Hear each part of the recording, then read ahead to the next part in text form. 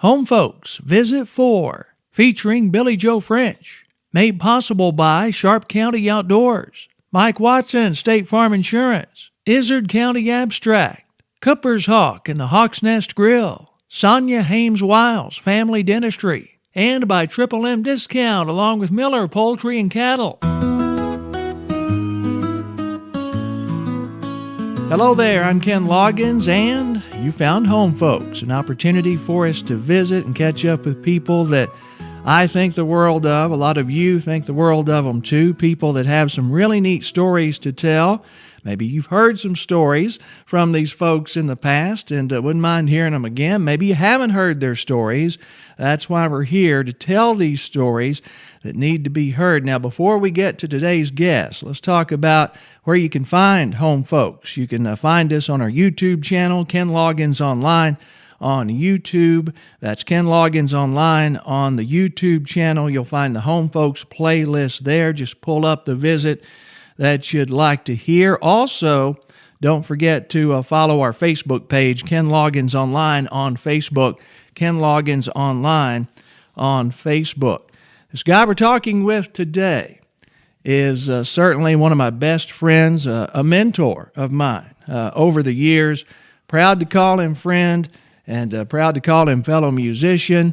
Mr. Billy Joe French with us on Home Folks. Thank you so much for taking the time and being here. Well, Ken, it's a pleasure to see you this morning. I talked to you on the phone quite a bit, but we don't see one another as much as we used to a long time ago. It's good to see you. Billy Joe French, it just rolls off the tongue. Tell me, how is one born with a perfect stage name right off the bat? You know, I had a great uncle. His name was my grandfather's on my daddy's side of the family. His brother. His name was Ed French, and I was born from where I live now, about a mile from here, up the river, and they lived right straight across the river. He named me, and I've made the statement several times that. And maybe somewhere in another life, maybe I'm going to have to talk to him about that name that I've had to live with all these years. And his wife was my Aunt Emma, mm-hmm. And she's the one that delivered me when I was born. The doctor didn't get there in time. Okay. So that's how I got that name. Well, a lot of people know of you, obviously, some through your work in music, longtime local musician, some through your work with a phone company, some through your work with FMBC in recent years, but it seems like just about everybody knows and loves Billy Joe French, and that's why you were high on my guest list when we started this. I said, I've got to do a visit with Billy Joe French. We're blessed to be recording this here on what we like to call French's Bluff in Billy Joe and Miss Patricia's home. Beautiful view outside here out the window of the South Fork of the Spring River.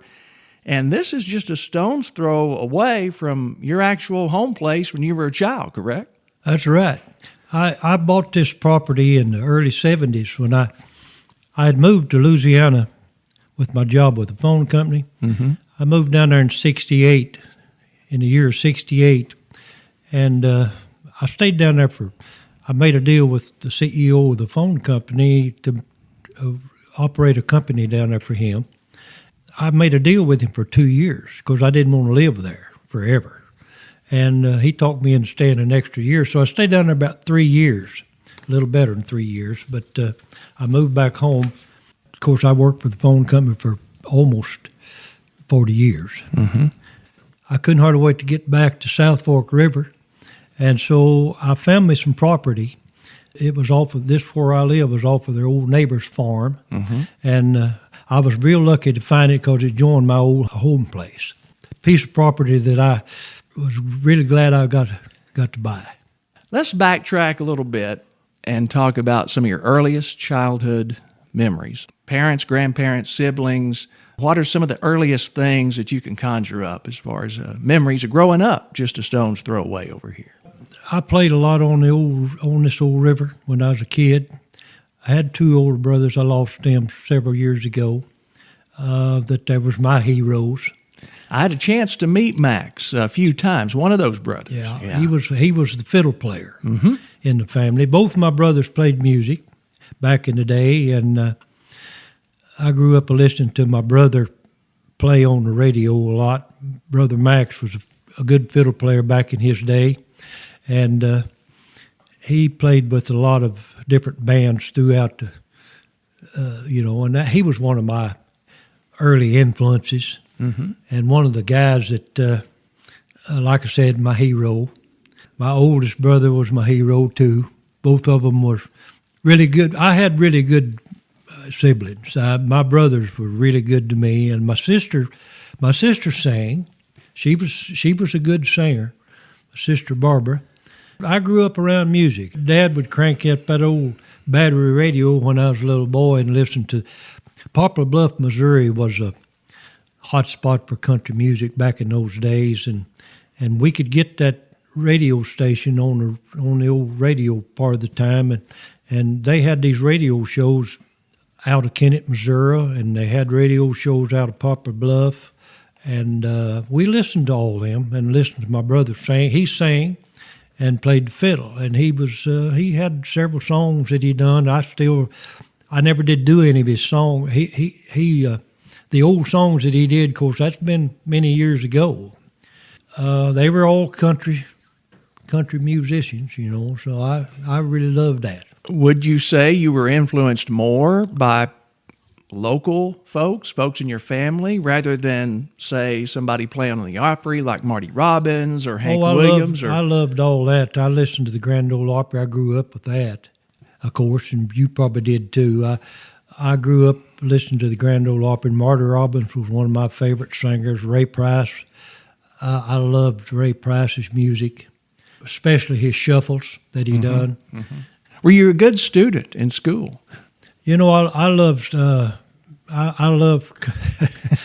wasn't really probably a good student, but I went to two different schools. I went to Ash Flat early in my life, and my grade school was in Ash Flat, Arkansas, and I went through the 8th grade in Ash Flat, and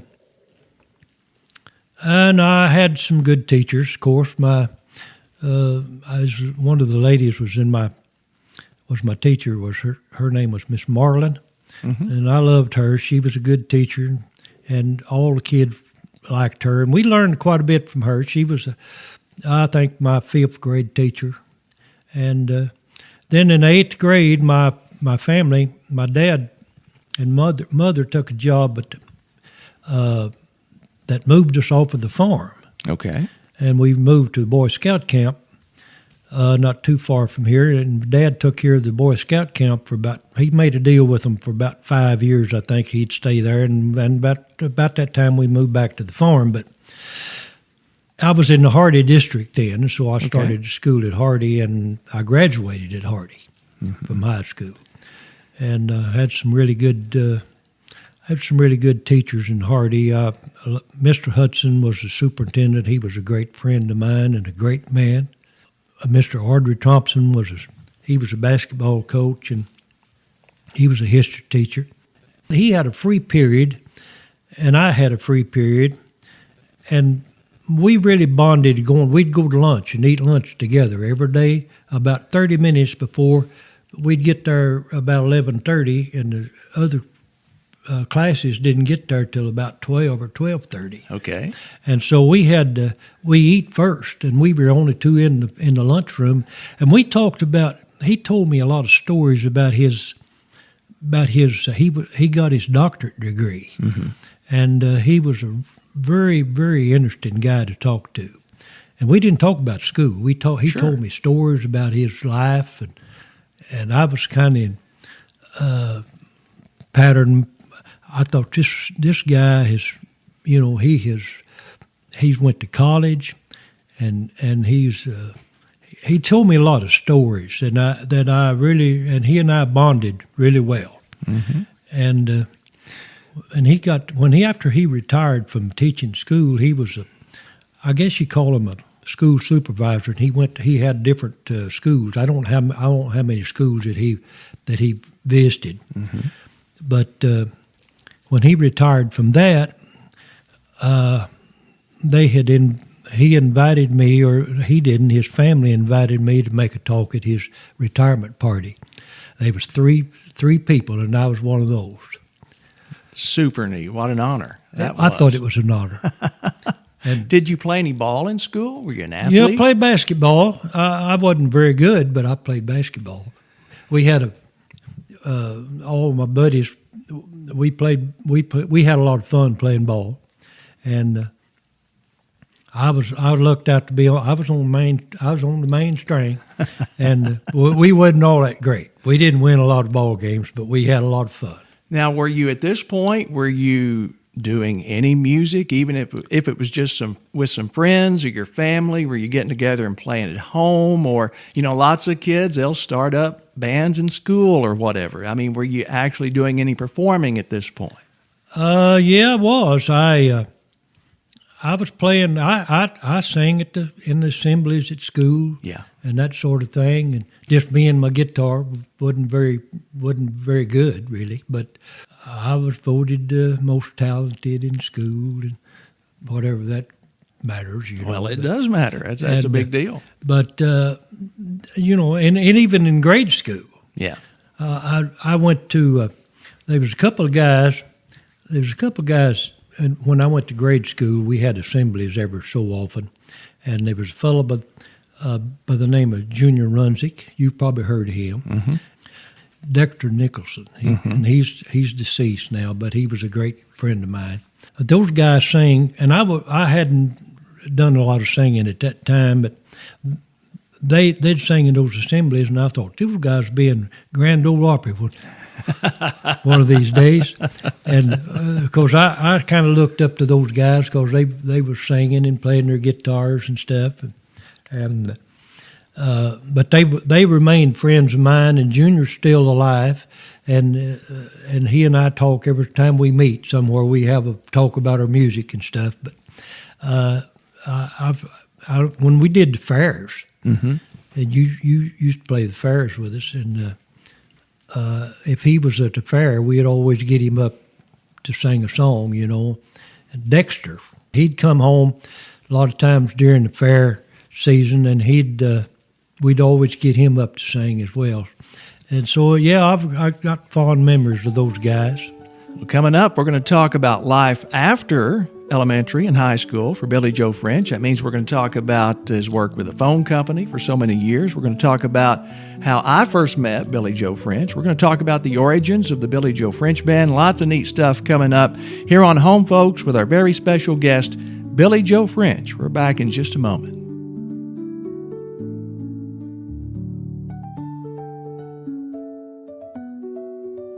Lots more with our very special guest, Billy Joe French, on the way shortly. Quick reminder for you, if you like what we do here on Home Folks, please do business with our Home Folks partners, like Mike Watson, State Farm Insurance, locations in Highland and Melbourne, and everywhere online at TalkToMikeWatson.com. That's TalkToMikeWatson.com. Sonia Hames-Wiles Family Dentistry on the Square in Melbourne. For your next appointment, call 870-368-6666. And by Izard County Abstract, with an office full of names you know: Caraway, Cooper, Rush, Morris, Watson, the list goes on and on. Serving you since 1954.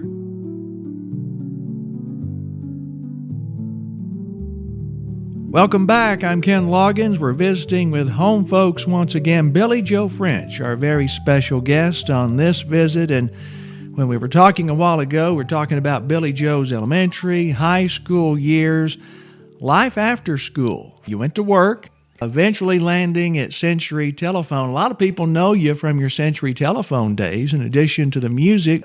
Interesting jobs you might want to talk about before you landed there at Century. Well, I went to work I was in Hardy, Arkansas one day talking with my friend right after I got out of high school, and I had decided I wasn't going to try to go to college. I wanted to, but I didn't want my dad and mom to have to furnish the money. So, and I didn't have any course. But anyway, me and a friend of mine was talking one day, and there's a guy we was at the service station. He had just started to college, and we were trying to figure out what I was going to do. And this gentleman drove by and wanted to know if we knew anybody that he could get to help him pour some concrete. Mm-hmm. And we thought around. We couldn't figure out nobody. And I asked him, I said, I don't know anything about pouring concrete, but I can go help you if you want me to. And he said, when can you go? Can you go right now? And I said, yeah. He said, well, just follow me. So his name was Herman Lawrence. Okay. And I went to his place, and we dug us out. He gave me a pick and shovel, which was I'd seen them before. And so we dug, and he helped me. He got pick and shovel, and we dug out a driveway. Mm-hmm. And then the next day, we got done. I figured my job was done. And he said, can you come back tomorrow and help me pour this concrete? Now the truck's going to be here tomorrow. Okay. I said, yes, sir, I can come back. So I came back and helped him pour the concrete, and he showed me how he wanted to do it and all that. And I learned a little bit about that. Got done, and he asked me, he said, now I've got the foundation for this house already done. He said, you want to come help me build this house? And so I helped Mr. Lawrence build that house, my first, and he was one of the greatest guys. And I wasn't real responsible back in those days. I was late a few mornings, and I'd think, boy, he's going to get on to me. And he never did it, even let on like he knew I was late. You know, that's the kind of guy he was. And I was in the process of I had application in to go to work for the phone company. He said, you don't want to miss that. Now, he said, if you need to go talk to them people, you just take off and go, you know. The phone company was a locally owned, family owned. And so I went to work for Mr. Grable at the phone company in 1959. I didn't even know anything about a phone at the time. And so I did a lot of hard work for several years, digging holes and setting poles and stringing wire and all that kind of stuff. I worked for him till he sold the company to what was wound up to be CenturyTel, which was a pretty large company. And he sold that. I worked for him for about 3 or 4 years. And he was good to me. He was a good man. He's a hard-working guy, and he'd go out and work with me. And you had to work to keep up with him because he was a big, stout guy and hard-working man. And so I learned a lot from him, done a lot of climbing poles and putting on. We had open wire circuits and stuff back in those days. And I learned how to do that and changed 10-pin cross arms on poles and all that sort of thing.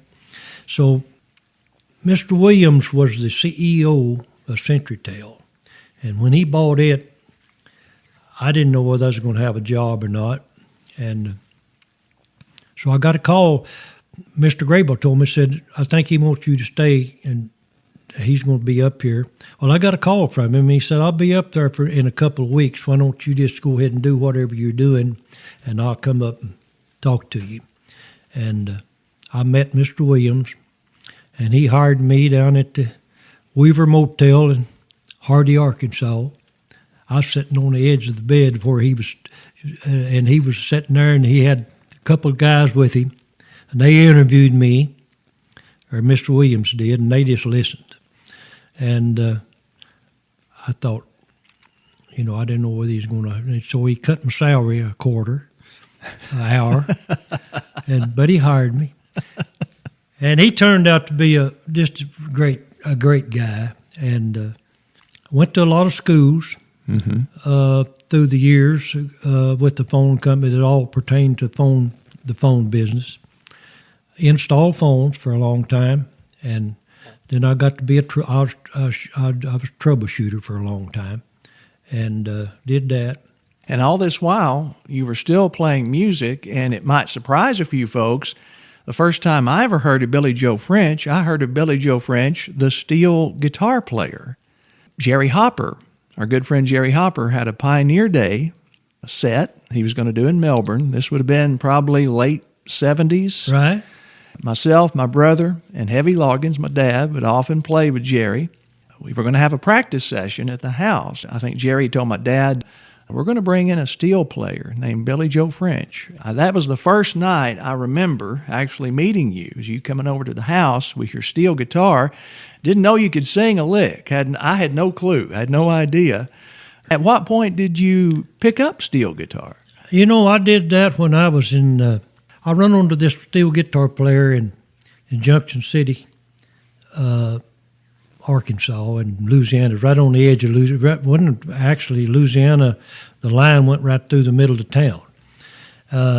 When I moved down there, I was telling you about that earlier, I think, that I went down there with the phone company in 1968.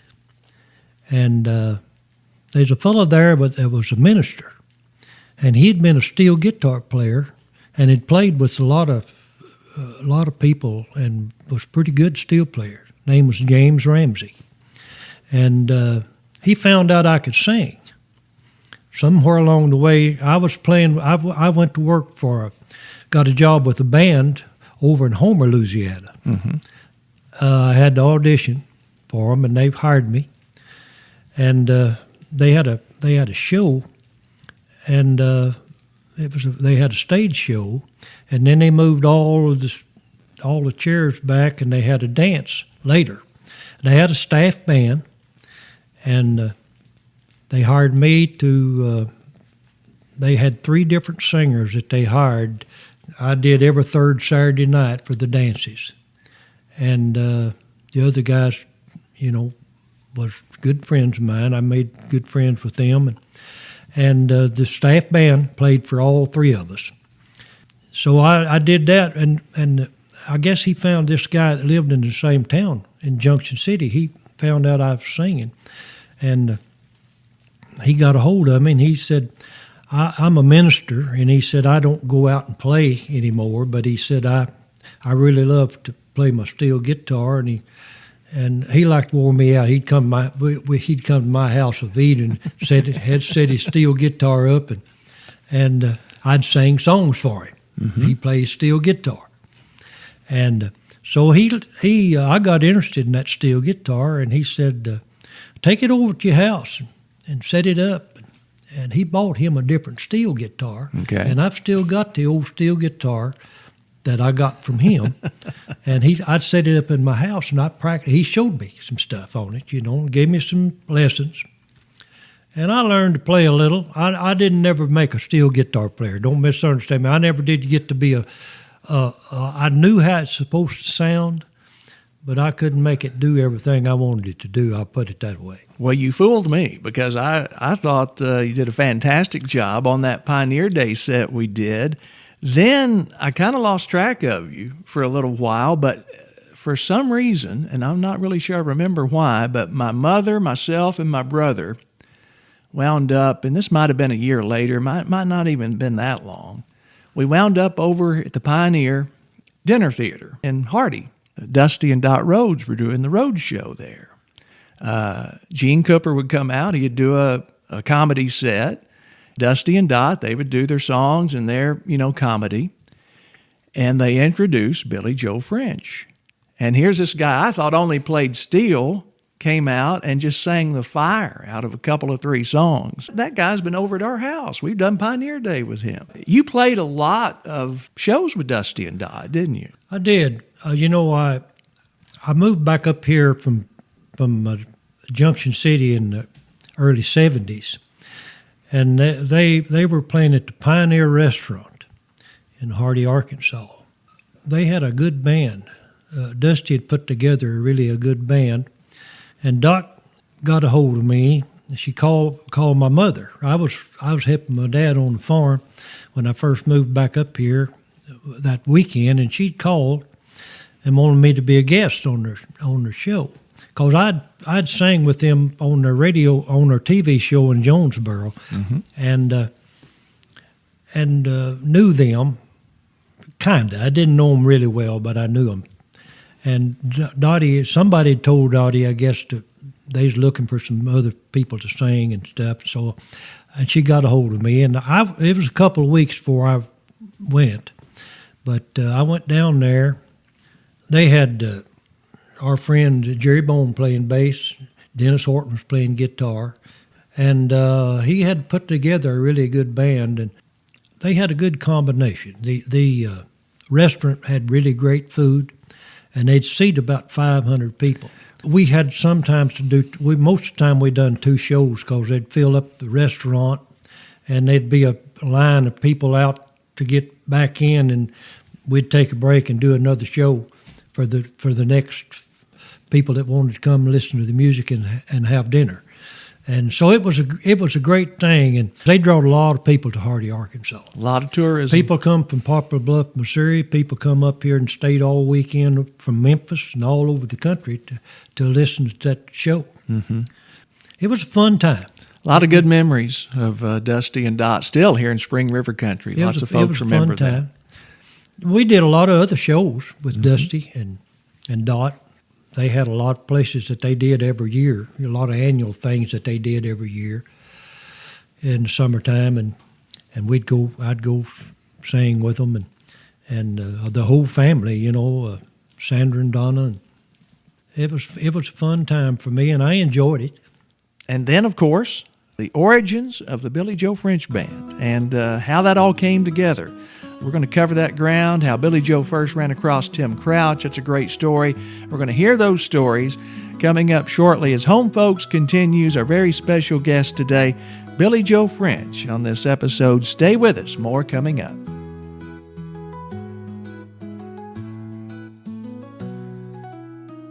More conversation with our good friend Billy Joe French on the way momentarily. A quick reminder, Home Folks would not be possible without our Home Folks partners, like Cooper's Hawk Golf Course and the Hawk's Nest Grill, just off Lake Cross Road across from Melbourne Schools, Sharp County Outdoors, just west of Ash Flat.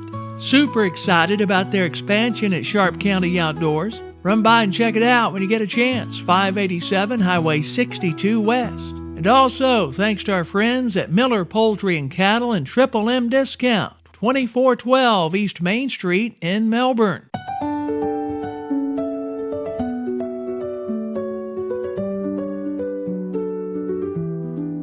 This is Home Folks. I'm Ken Loggins. Our very special guest, Billy Joe French. We were talking about your work earlier with Dusty and Dot Rhodes. There was never really any specific point, I guess, where you made a conscious decision, well, I'm going to start the Billy Joe French Band. You were involved for a while with what was known as the Sharp County Band, and what became the Billy Joe French Band kind of grew out of that, correct? Yeah, the boys were playing, some of the guys were playing with Dusty that had been in the Sharp County Band, and they didn't do a lot of country music, but they had a great band. We kind of broke away from Dennis was playing. I told you earlier. He was Dennis playing Horton. Yeah, we got to wanting to do something different, and Dusty and them was still playing, but we kind of formed our own group, and we started playing. And Dusty and Dot then moved to Branson, and so we formed the first band that we formed was made up of Eddie Cooper and Dennis Horton and Mike Harbor and Steve Dugwater and myself. And all those guys were in the Sharp County Band originally, except me. And Dennis sang really great back in those days. He didn't sing pure country like I did. He sang a lot of different styles of some soft rock and some stuff. And we had a pretty good variety back in them days, and we started playing in clubs. We played in one club up in Missouri for about a year, 3 nights a week. Dennis and Eddie played twin guitars. They had it together back in those days, and it was really good music. About a half of West Plains was down there, standing room only, about every night we played. And I think it was because of the variety of music that we had. I think it was, we did the traditional country stuff. I did all that.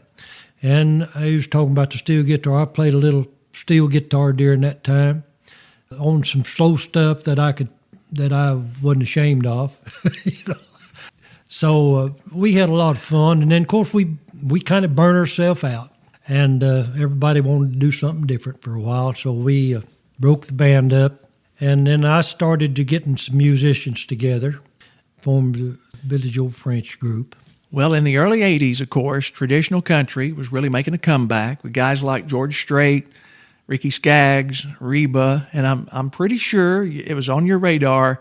I'm going to need a fiddle player. I need a steel player, aside from me, if I want to do this right. And you ran across Tim Crouch, and the rest is history. You guys have been tied up together since then. How'd you first meet Tim? Well, I met him when he was a boy. He came up to the Pioneer restaurant where we was playing with Dusty, we talked about. His mother, he wasn't even old enough to drive. And that's when I first met him. I'd heard about him, and my brother Max lived in, and he was the first guy that told me about Tim Crouch. He'd run across him, and he said, this kid is really a good fiddle player, and he's going to be great. And do keep in mind, and most people know this, but all the while he's winning all these fiddle contests as a teen. Yes, he did. Yeah. Amazing player. He did that for several years. Oh, yeah. I went and listened to him play, when he was winning the state of Arkansas about as many times as that let him win it. They made him quit, I think, after he won about 5 in a row. And but later on, when Tim got out of school, I think we'd played some things. I don't remember exactly where, but we'd played some things with him. He went off on the road with Jim and Jesse and the Virginia Boys, on the road playing fiddle for them, bluegrass. Then he went with the Whites later on, and he got tired of that bus ride, I think. I think he got tired of that. He came back off the road, and I had a band together.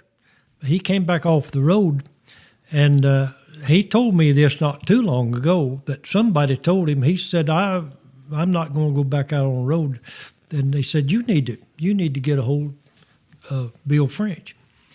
And he called me. Mm-hmm. And he said he wasn't going back out on the road again. And he said, if you need a fiddle player, call me. And I said, well, Tim, I'm playing tonight. I'm playing fair tonight. And he wanted to know where it was at. And I said, Lawrence County. He said, what time did we start? That's right, my wheelhouse, he's saying, yeah. And he was closer to it than I was. Sure, we could do that. So he brought, and I won't ever forget this night, he came and we played at the Lawrence County Fair, and he brought a 5-string fiddle. Man, it sounded good. That old bass string on that fiddle sounded good, and I thought, man, this really enhanced this band. And so I was lucky enough to, from that night on, I don't know how many years that we played together. Well, it's interesting that our paths crossed again, and this probably was 86, Pioneer Day in Melbourne again, and the Billy Joe French Band is playing the stage out back, not the street dance, which you became known for playing for so many years eventually, but you were doing an afternoon set. You had Tim on fiddle, Obie Lawrence was playing bass, Steve Dugwaller on the drums, Eddie Cooper on guitar, John Bruner on the steel guitar. Yeah. And I was checking you guys out thinking, what a gig. I mean, you were doing Randy Travis, George Strait. The very next year, you guys play the street dance. And this time, Eddie Howard is playing drums for you. And I'm there scoping you out again thinking, man, oh man, I got to get in on this eventually. So I eventually recruit my dad, Heavy Loggins, to be my agent and start bugging Billy Joe French every chance he gets and putting this bug in his ear. I think he eventually just wore you down to a nub. And, Heavy Loggins had called me. Of course, you had told me if I ever needed a drummer, you'd like to try out for the job. And we'd run through lots of drummers during that time. And Eddie Howard, he played a lot of drums with me, and he was a good drummer. Steve Dugwaller was a good drummer during that time, and so we'd tried some different drummers and it didn't even work out. My good friend Heavy called me one day, and I thought a lot of him, and he said, "Why don't you just try him out one time?" Said he's really wanting to play with you guys, and I don't know why I didn't try you out earlier, because you was exactly what I needed for Well, for the band. You fit my music to a T. It was over at the Eagles in Horseshoe Bend. Was that where it was at? It was. I didn't remember exactly where we played first, but the second time I remember. I remember like it was yesterday. We went to, we played a deal at a big wedding reception down by Pocahontas. I don't remember, Engelberg, I think was the name of the place. 1987. And we was playing, the first song we played, and you was nervous, and I told you, I remember telling you, you just play your drums, everything's gonna be fine. And I remember Eddie Cooper punching me and said, "France, you better keep a drummer." And thank goodness you kept me. I won't never forget that. He said, "France, you better keep that drummer." Well, I'm so glad you did keep me and put up we with had me. We had lots of music after that, didn't we? Yeah, and we're going to talk about that in the next segment, some of my most memorable gigs anyway, and I'll get you to kind of fill in the blanks when we talk about them. There was a summertime circuit. You would do Pioneer Day, you would do the Salem Homecoming Festival, you might do the Cave City Watermelon Festival. Dates you could count on for a good solid 5-6 years there every summer. And, of course, you'd do a lot of club dates during the wintertime when it was colder, but it kept us all busy. We had a good band, and I won't ever forget those days. It was a lot of fun for me, and it was a great help to me to have a good band. If I couldn't remember the first line of the song, you knew all my songs, and you could tell me what the first line was, and I'd had it then. Well, see, these days they have teleprompters, these country artists, and I was your teleprompter back in the day. I guess you was. I would prompt you on a line, and away you'd go. You'd have it. And, hey, we're going to talk about some of those memorable gigs, flying to Monroe, Louisiana. We're going to talk about that. We're going to talk about playing gigs with the Oak Ridge Boys and Alan Jackson, and just had a lot of fun back in the day. That's coming up on our next segment of Home Folks. Our very special guest is Billy Joe French. Back with more in a moment.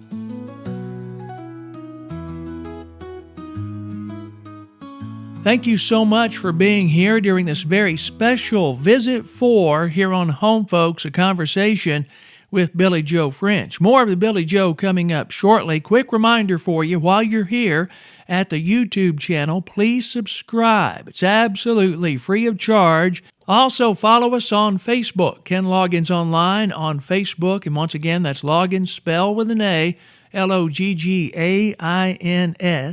That way, you'll stay in touch with not only the latest happenings in our community, but also you'll get a heads up. You'll see trailers in regards to new content here on the YouTube channel. So once again, subscribe here at the YouTube channel if you haven't already, and follow us on Facebook, Ken Loggins Online on Facebook and YouTube. How about we get back into some of those stories? It's Home Folks, Visit 4, with our very special guest, Billy Joe French. This is Home Folks. I'm Ken Loggins with very special guest Billy Joe French joining us for this visit. And we were talking a while ago about the Billy Joe French Band and its heyday back in the mid-late 80s. I was fortunate enough to get involved with all that. And we had so many fun, memorable gigs. It's hard for me to actually lock in on 2 or 3 to talk about. But I hadn't been in the band very long, Billy Joe, and you were still working with Century.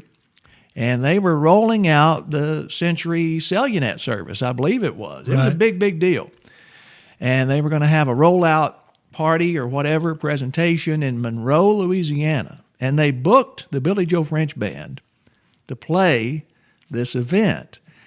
And we had our equipment trucked down there.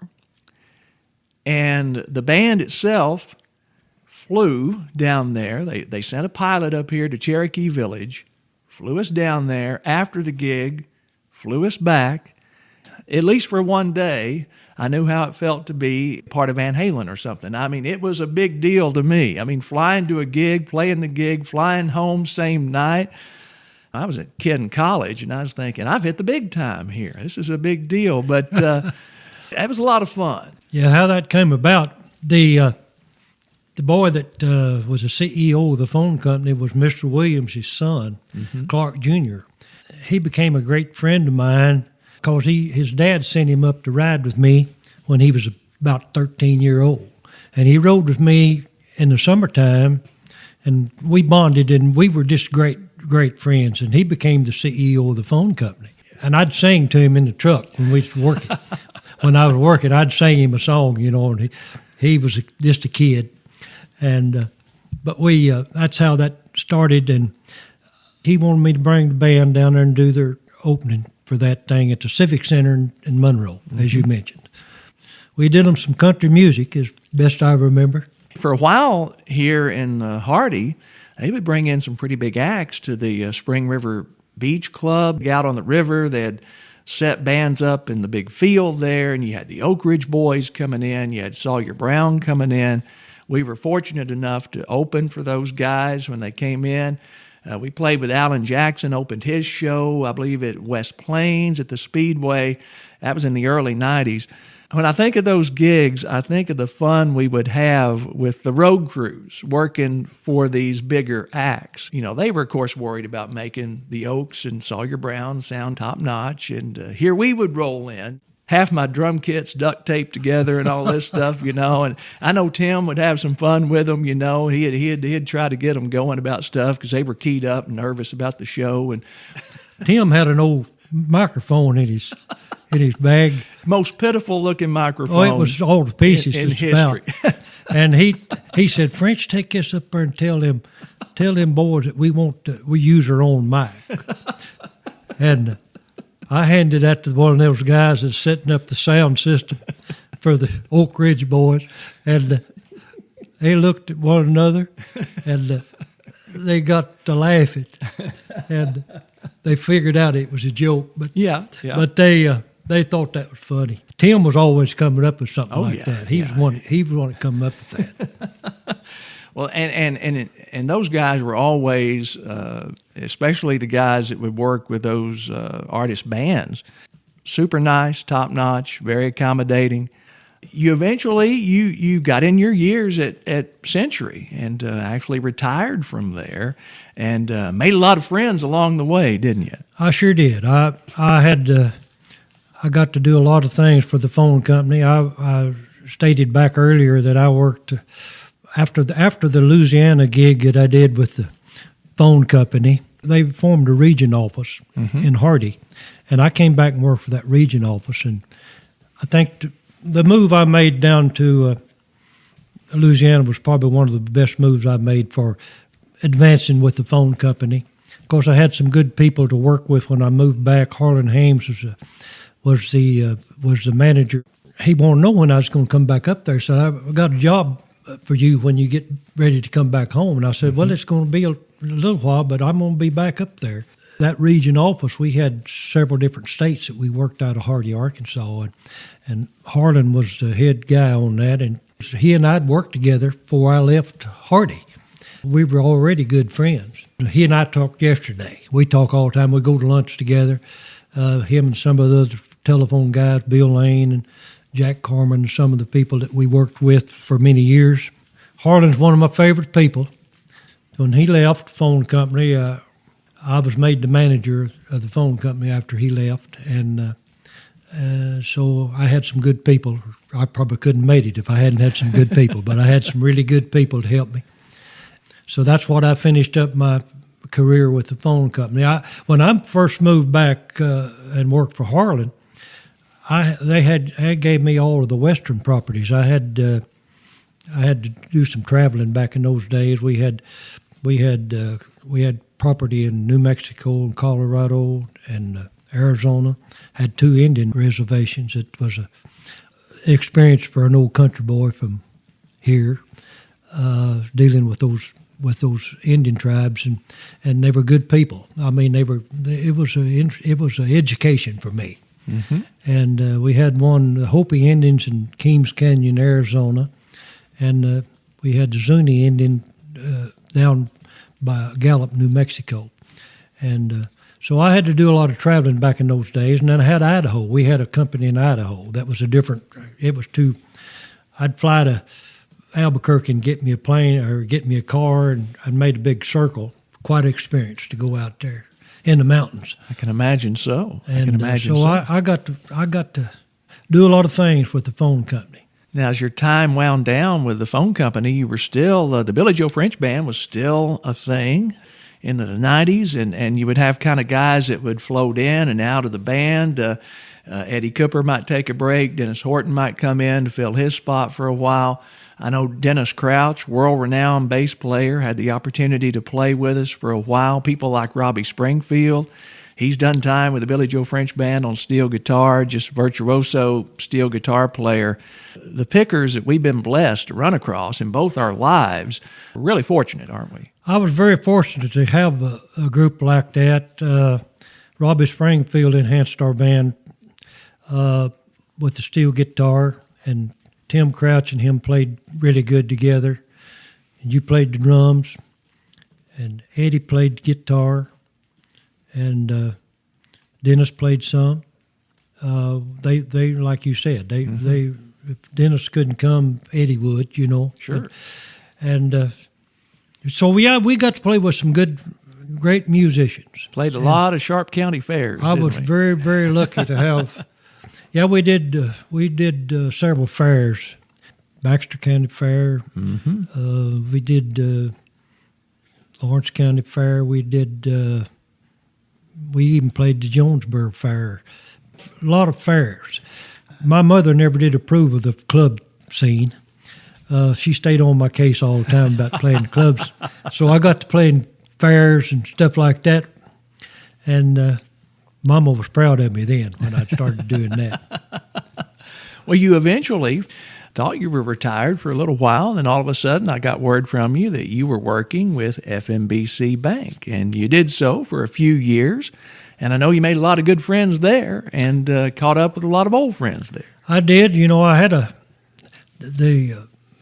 Marty Sellers, he called me one day about wanting me to come by, and I went by the bank, and they approached me about going to work for them. And they wanted somebody. I had a wealth of friends around over the country that I'd gathered up through the years with the phone company, and they wanted somebody to be a business development for the bank and do a little public relation as well. And out in all of the branches we had, I worked Mountain Home area, all of our branches were. And it was a good ride for me. I really enjoyed that. It wasn't a hard job. And all I had to do was visit with folks, and you know how I like to talk. That's right up your alley. I visited a lot of folks, went to lunch with a lot of people.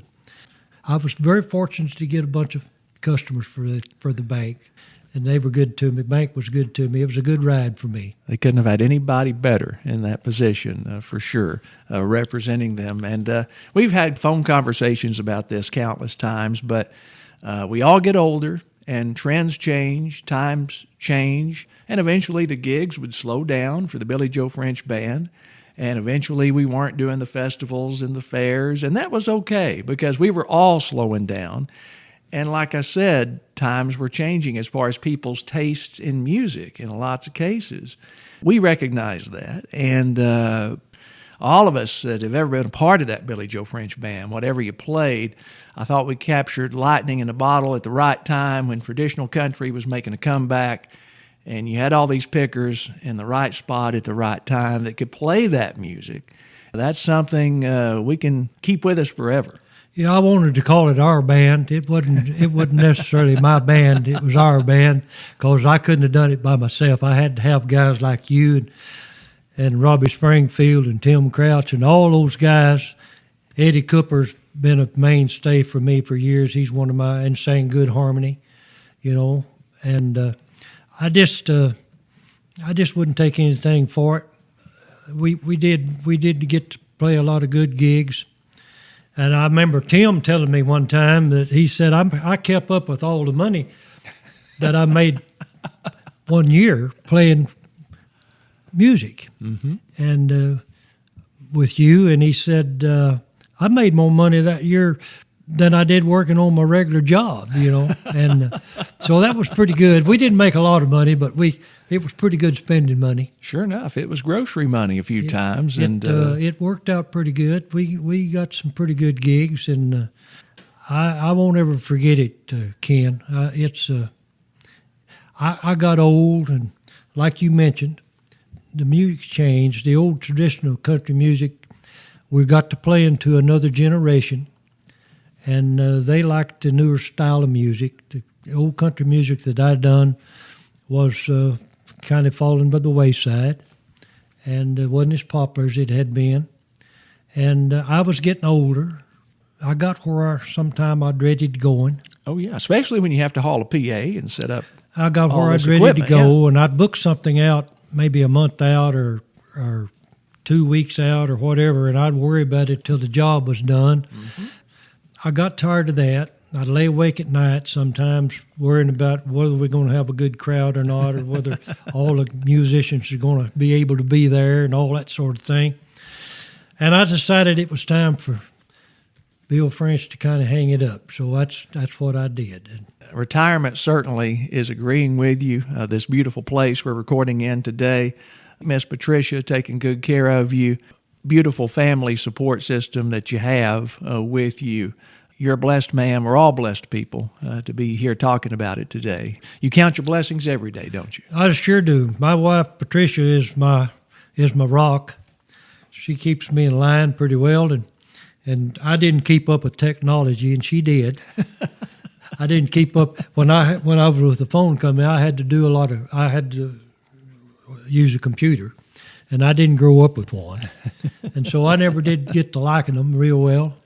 But I decided I wasn't going to mess with the computer after I retired, and that was a mistake. I should have kept up with it a little bit better, because she has to, Patricia takes care of me. She did, and she's a pretty smart lady. I depend on her a lot. I thank you so much for having me here in your home, allowing us to do this. And I have a feeling, though, we have probably some unfinished business. We need to do another one of these fairly soon. Let's try to get back together in a few months, okay? Well, we can do that. It's very nice to have you here to do this. I thank you for doing it. I hope it works out good for you. I appreciate your time, being so accommodating and hospitable with us today. And like I said, we'll do it again soon, okay? All right, that sounds good. Mr. Billy Joe French, our very special guest on this edition of Home Folks. If you like what you hear, like I said, follow us on Facebook, Ken Loggins Online on Facebook. Also check out the YouTube channel where these visits are posted for you. At the Home Folks playlist, Ken Loggins Online on the YouTube channel. Our guest has been Billy Joe French. Join us next time for another edition of Home Folks.